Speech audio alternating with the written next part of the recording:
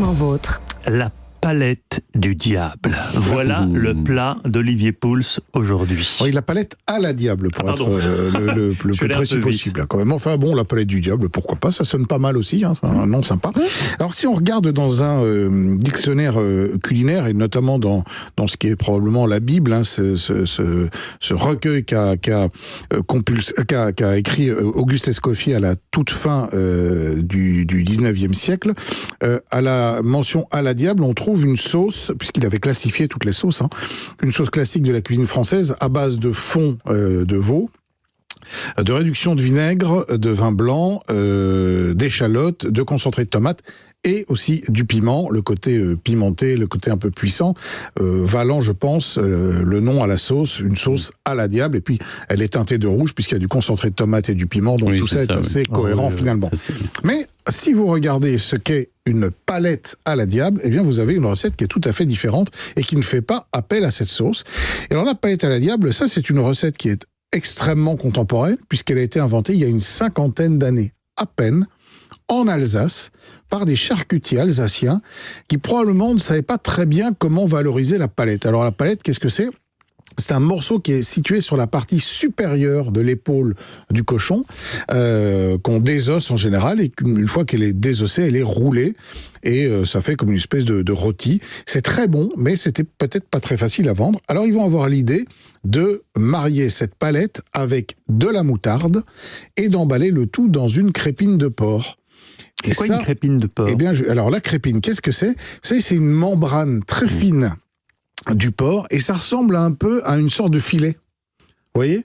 Et c'est très très fin, c'est neutre en goût, et ça a l'avantage aussi de fondre au moment de la cuisson. Et c'est souvent utilisé pour maintenir les choses ensemble. Ah oui. Voilà, pour fermer, plutôt que d'utiliser des ficelles, on met de la crépine. Alors pour faire la palette à la diable, vous allez chercher une palette chez votre boucher, vous lui demandez de la crépine, il en a, il peut vous la vendre, il n'y a pas de problème. Vous allez prendre un mélange de moutarde à l'ancienne et moutarde classique. Vous badigeonnez vraiment très généreusement votre palette, vous rajoutez un petit peu de persil ciselé par-dessus, vous enroulez tout ça dans votre crépine de porc. Et ensuite, on va la faire cuire au four tranquillement. Alors, on démarre avec un four très chaud, 220 degrés, pour bien saisir tout ça. Sans matière grasse, on met pas de matière grasse. La crépine de porc, en fait, c'est la matière grasse, parce que c'est assez gras. Et après 10 minutes de cuisson, on baisse le four, on le redescend autour de 200 degrés. On verse un beau verre de vin blanc, on met quelques petits oignons émincés, un peu de sel, un peu de poivre, tout ça, et on laisse cuire, on laisse finir la cuisson environ 50-55 minutes à 200 degrés pour que la palette soit cuite à cœur. Et puis, il n'y a plus qu'à accompagner ça de pommes de terre. Vous pouvez légèrement lier la sauce, si vous avez envie, avec une petite cuillère de crème fraîche. Moi, je trouve que c'est pas mal, tout à la fin.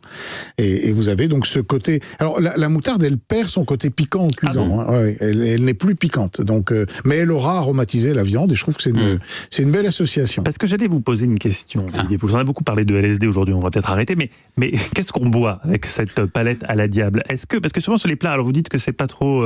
Du coup, c'est pas trop piquant, mais sur les plats piquants, moi j'ai toujours un doute. Je sais pas quoi me prendre comme vin. Alors, moi j'aime bien jouer les accords régionaux. Donc, si on se dit que la palette à la diable est originaire d'Alsace, est écrite en Alsace, on va bien trouver en Alsace un ou deux vins qui vont fonctionner là-dessus. Oui. Alors, si vous aimez... Pinot noir ? Alors, un pinot noir...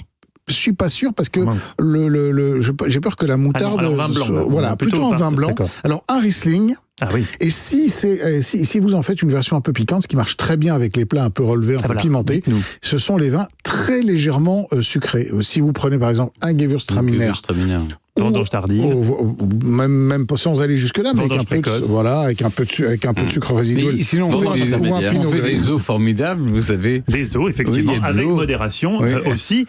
Le Riesling. Il y a la Wattwiller qui est une excellente eau alsacienne, par exemple. Oui, c'est vrai. Merci beaucoup, Olivier. On retrouve toutes vos recettes et tous vos conseils sur le site europe1.fr, et on vous retrouve demain autour de la table des bons vivants de Laurent Mariotte de 11h à 12h30 sur Europe 1. Et oui, pour terminer, on parlait de palette. Il va falloir s'échiner pour trouver la bonne réponse de la liste finale. Europe 1. Historiquement vôtre.